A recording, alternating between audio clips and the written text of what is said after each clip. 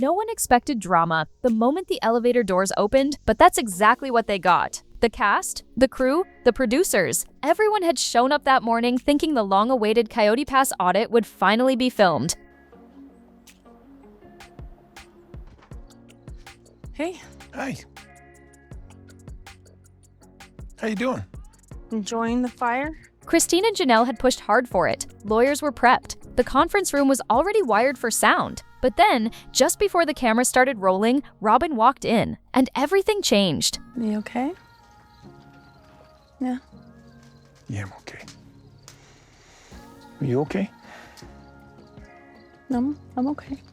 According to multiple crew members, her entrance wasn't late, but it was loaded, silent, tense, not making eye contact with anyone, and tucked under her arm, a folder no one was allowed to touch. She reportedly scanned the setup, lights, boom mics, even a B-cam parked discreetly in the corner, then turned to the showrunner and said 4 words that stopped the whole operation: turn the cameras off. Producers allegedly froze. One tried to defuse the moment, reminding her that this meeting had been agreed to in writing. But Robyn stood firm. This is legal. This is private. You don't get this part. And with that, she reached over, gripped the door handle to the glass-walled conference room, and slammed it shut. Do you need me to leave you alone? No, I like you being here. Okay, just checking. Yeah. I like your presence. I like you being around. Crew members standing in the hallway said the whole floor went silent. Then came the muffled voices, arguing. Someone, allegedly Janelle, raising her voice. Christine reportedly said, "So we're hiding again?" And just like that, the audit day flipped from a potential breakthrough episode to total chaos. TLC's audio team scrambled to boost hallway mics, hoping they could capture at least some of the sound bleeding through the glass. Camera operators kept rolling, just in case someone stormed out in anger. But the doors stayed shut, locked to the crew, locked to the viewers, locked to the very transparency Christine and Janelle had fought so hard for. What made it worse? Are you still building out on Coyote Pass? I love it here. You love it here. I love it here. Okay. But I'm not sure it's functional for me to stay for the rest of my life here.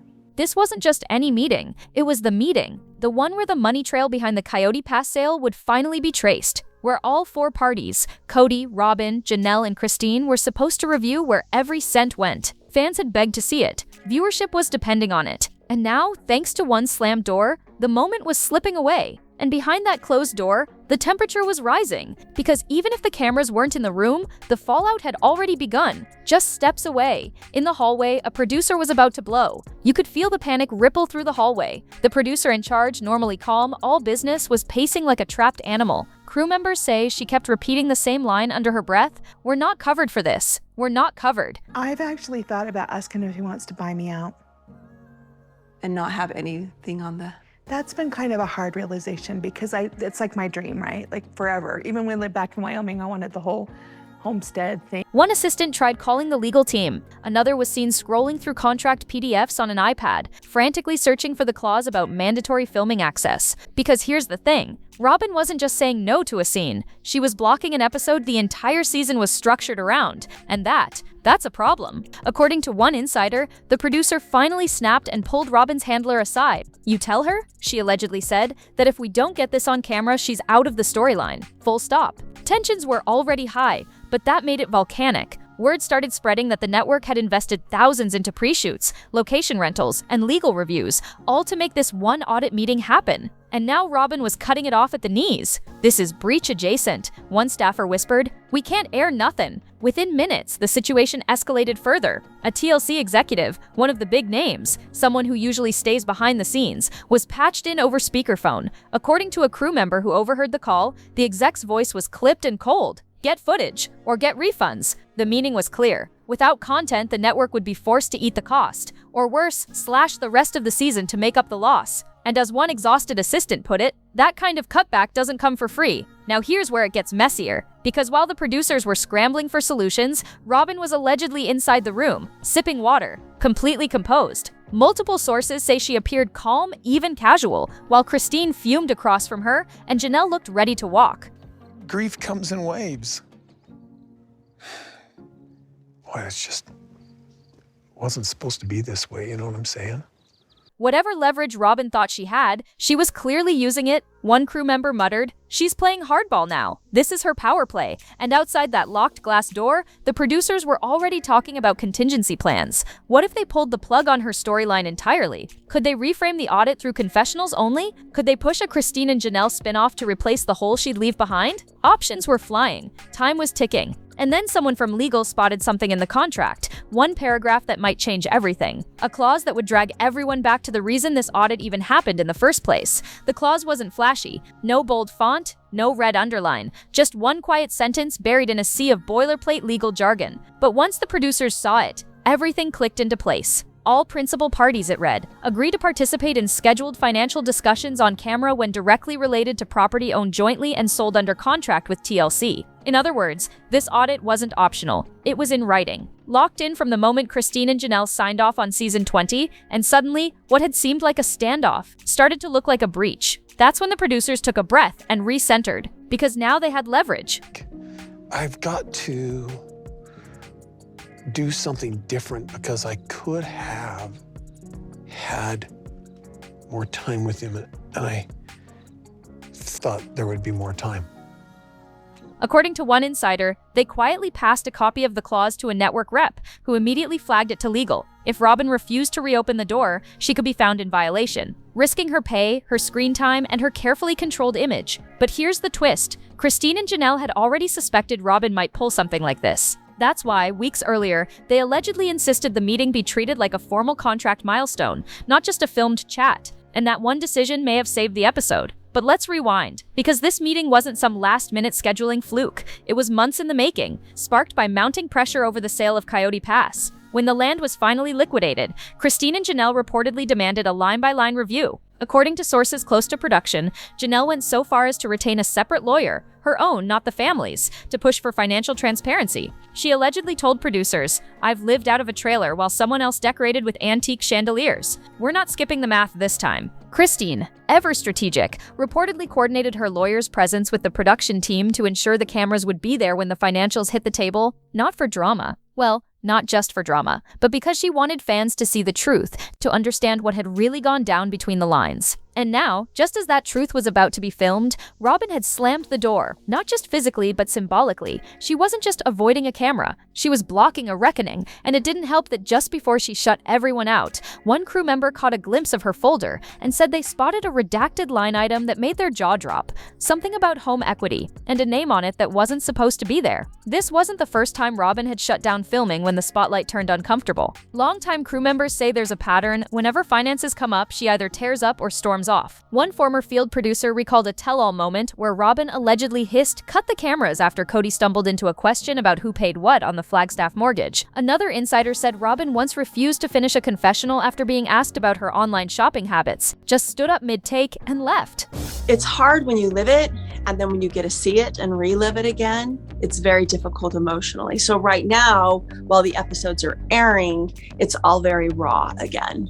And now here we were again, except this time the topic wasn't spending habits or receipts for holiday decor. It was the one thing the entire Brown family had circled for over a decade: the land. Coyote Pass. The irony wasn't lost on fans or producers. This property was supposed to symbolize unity, legacy, a final act of shared purpose, but in the end, it became the dividing line. When Christine left, she walked away without demanding her share. Janelle, who actually invested in the land financially, stayed long enough to see it go stale. Meri was barely consulted, and now that it had been sold, the question on everyone's lips was, where did the money go? Robyn's resistance to cameras during that audit meeting suddenly felt much bigger. Was she protecting privacy or protecting something else? Theories swirled behind the scenes. One production assistant claimed Robyn had asked TLC not to air any documents showing her name tied to property expenses. Another said she was terrified that fans would misinterpret numbers and blame her unfairly. But the real kicker came from a senior editor who allegedly said this offhand during a meeting. Every time we cut to Robyn for emotional clarity, the receipts vanish. That line hit hard. Because for years, Robyn had shaped her storyline around pain, confusion, and loyalty. She cried for the camera.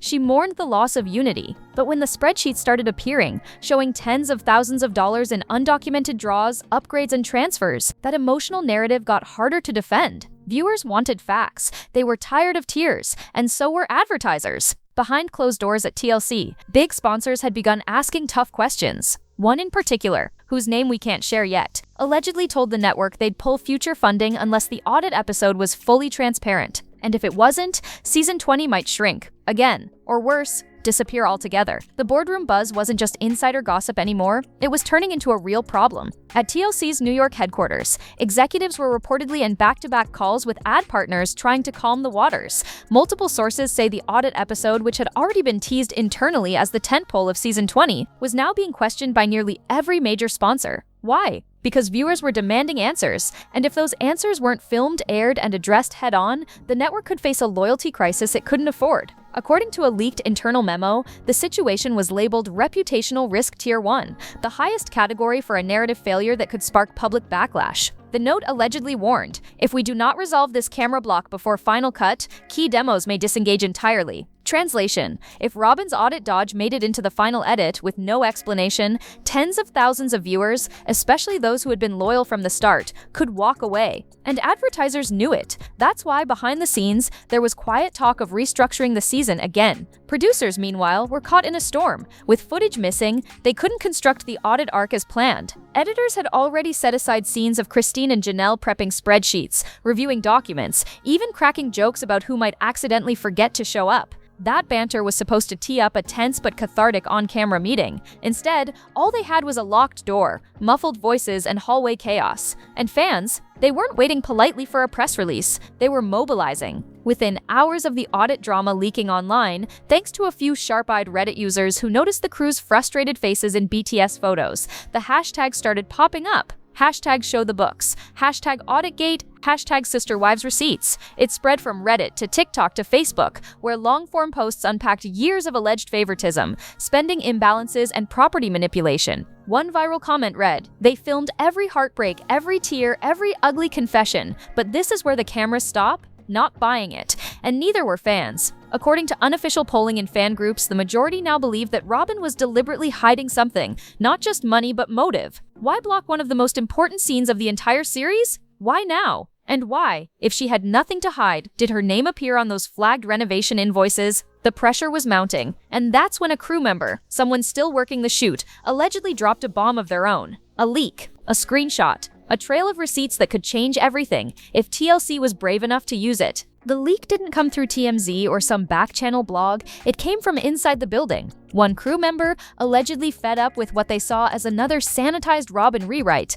quietly forwarded a screenshot to a longtime Reddit moderator known for Sister Wives deep dives. Within hours, it was all over the fan forums, a partial invoice dated just weeks after the Coyote Pass closing, listing custom ironwork and chandelier installation totaling over $30,000. The billing address? Robyn's current home. The payment method? A transfer from what appeared to be the joint family account labeled CP Proceeds Escrow. That one image sparked a wildfire. Fans immediately began sleuthing, pulling home renovation permits, pricing out fixtures from the vendor listed, even matching background decor to scenes previously filmed inside Robyn's home. Within a day, multiple receipts were being shared and compared, and the amounts were staggering. One claimed $10,000 for exterior stonework. Another, nearly $15,000 for a bespoke furniture order marked urgent new wing delivery. These were not repairs. These were upgrades. TLC's legal team went into overdrive. According to insiders, they issued multiple cease and desist emails within 24 hours. One allegedly sent directly to the Reddit mod who posted the first screenshot.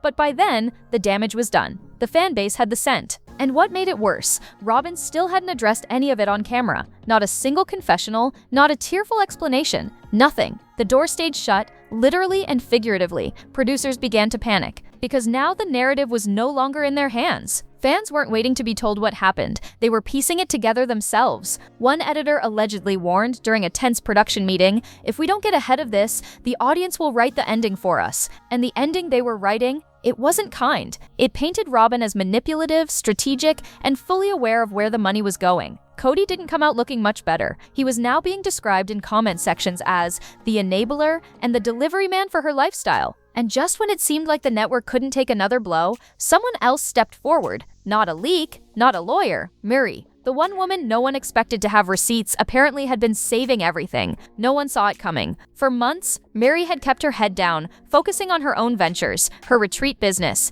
the bed and breakfast, the social media updates full of healing quotes and solo selfies. She'd stayed out of the bickering, skipped most of the tell-all mudslinging, and kept her distance from both Christine's clean break and Robyn's emotional spiral. But now, with the audit footage locked behind a slammed glass door and receipts swirling like wildfire online, she allegedly reached out to production with a quiet offer. "I have files." At first, no one knew what she meant. Some thought it was just commentary. But then Meri allegedly sent a zipped drive of old spreadsheets, scanned PDFs, and this was the real kicker: screenshots of emails from the early Coyote Pass planning days. According to one stunned producer, she had kept everything: draft budgets, estimated shares, notes from calls with Kody, and even Venmo screenshots showing who paid for what. And the most damning part? Several entries from back when Robyn was just joining the family, allegedly showing that funds were already being reallocated disproportionately in her direction. One file reportedly included a breakdown showing Janelle fronting a large chunk of money for land prep, grading, soil testing, fencing, while Robyn's contributions were labeled pending. Another email had Robyn asking if she could delay payment until we figure out what part of the land we're using, followed by a note from Kody saying, "We'll sort it later." That later, it seems, never came. Meri's decision to hand over the receipts wasn't framed as revenge, at least not publicly. She allegedly told one assistant producer, "I'm just tired of everyone acting like we don't remember what happened. We remember." And that simple line sent a chill through post-production, because now they had a narrative anchor. Christine and Janelle were the whistleblowers. Robyn was the deflector. But Meri, she had become the archivist, the quiet record keeper, and what she gave them might be the closest thing this franchise has ever seen to full financial transparency. The only question now, would they dare use it? Because as the editors began stitching together the timeline, Kody and Robyn were already on the warpath. And what came next wasn't just another refusal. It was an ultimatum, one that could blow the entire season to pieces. It didn't take long for word to get back to Kody. He'd been staying mostly offset since the Audit disaster, allegedly nursing his pride and dodging questions about his role in the Coyote Pass fallout. But once he caught wind that Meri had handed over receipts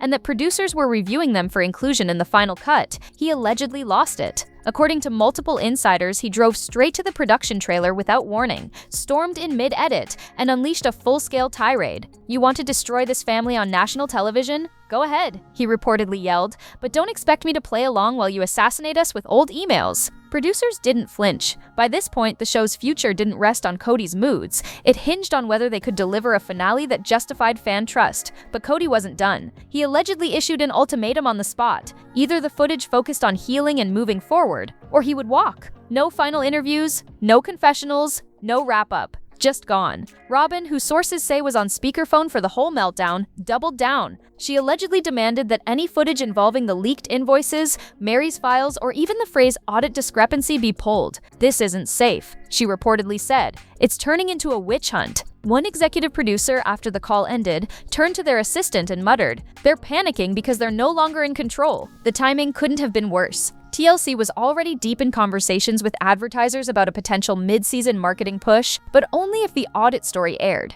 If Kody and Robyn walked, the storyline would crumble, but if they stayed and refused to participate, the show would limp toward a finale without closure. That's when a hush-hush meeting took place between two senior producers and the network's top brass. The pitch? A backup plan. A stripped-down miniseries featuring Christine and Janelle only. No Kody, no Robyn, just raw financial truth, motherhood, and reinvention. The working title was allegedly Land and Legacy, and it would repurpose much of the Audit content, Meri's files, and never aired interviews the other wives had filmed weeks earlier. Let them go nuclear. One producer reportedly said, "We'll keep the gold." It wasn't a bluff. TLC began quietly exploring it. But just as contracts were being sketched and final cuts reviewed, one final blow hit the editing team like a freight train. Robyn walked back into the production office, not with an apology, but with demands. And the moment she sat down, she handed over a list of conditions that left everyone stunned. She walked in like nothing had happened. Freshly made up, hair perfectly curled, wearing a muted blouse, and carrying a printed list with her name on top in bold font, the room went still. Producers who had spent weeks trying to patch together a coherent arc from confessionals, hallway footage, and leaked spreadsheets suddenly found themselves face to face with the very person who derailed the entire shoot. Robyn didn't smile. She didn't offer excuses. According to one source in the room, she simply sat down, unfolded the paper, and said, "These are my conditions if you want me back in the episode." The list was extensive and shocking. First, she allegedly demanded full review rights over any footage involving the audit or financial documents. Second, she wanted the phrase Coyote Pass audit removed from all marketing materials, trailers, and episode titles. Third, and this one reportedly caused a collective eye roll in the room, she requested that any mention of her McMansion renovations be contextualized with emotional background. In plain English, she wanted it explained that the home upgrades were for the children, for family stability, for healing, not luxury, not vanity, definitely not favoritism. And then came the kicker. Robyn allegedly requested that Meri's files not be used at all, that they be treated as unauthorized personal records, despite the fact that Meri herself had voluntarily submitted them. One producer reportedly leaned back in their chair and said, "So you want us to make the audit episode without the audit?" The room was tense. One network rep began taking notes silently, not making eye contact. Another looked like they wanted to laugh, but didn't. Robyn then added a final clause, one that made jaws drop. If any of her conditions were not met, she and Kody would not only leave the show, but publicly distance themselves from TLC and seek alternative media opportunities. Translation: they'd launch their own narrative, possibly online, and attempt to control the spin. To some, it sounded like a bluff, but after more than a decade in the spotlight, the threat of Kody and Robin going rogue carried real weight. The franchise had built them up. They could try to burn it down on the way out. Producers were stunned. Legal asked for time to review, and TLC's executive team scheduled a closed-door meeting that same night to decide what came next. Because Robyn hadn't just reopened the door, she'd brought a legal grenade with her. And when the dust settled, there would only be one decision left to make: air it all or bury it forever. For nearly 12 hours, everything stalled. Editors halted cuts, sound mixers sat idle, even the marketing team, who had been prepping teaser graphics for the season's financial showdown, was told to stand down. Inside a locked conference room at the TLC headquarters, the core executive team, legal advisors, and 2 lead producers hashed it out, page by page, frame by frame, demand by demand. The question on the table wasn't just about Robyn's list, it was about legacy, about whether sister wives could survive being held hostage by the very couple whose behavior had detonated the storyline in the first place. According to someone with knowledge of the meeting, opinions were split. One camp wanted to appease Robyn just enough to keep the core cast intact. They argued that alienating Kody and Robin could fracture the brand beyond repair. The other camp, led by newer producers brought on after the season 18 fallout, believed the only path forward was transparency. Let the show grow up, one reportedly said. Let the truth air and trust the audience to handle it. What turned the tide was reportedly a focus group. Yes, they'd been quietly testing reactions to some of the audit storyline already,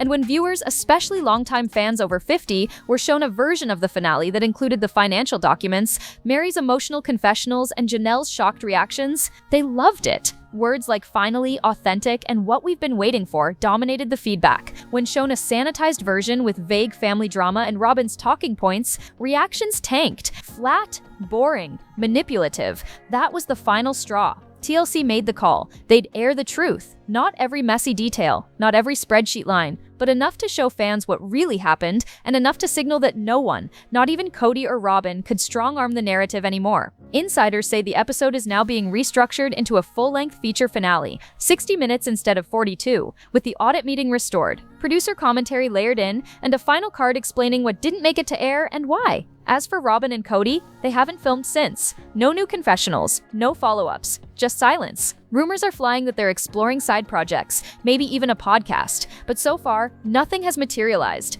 And some fans think it's no coincidence that the very episode they tried to bury may end up being the one that defines their legacy forever. Now here's what I want to know. Do you think TLC made the right call standing up to Robyn's demands? And should Robyn and Kody be allowed back next season at all? Drop your thoughts below, like, subscribe, and stay tuned. The next video is waiting, and you won't want to miss it.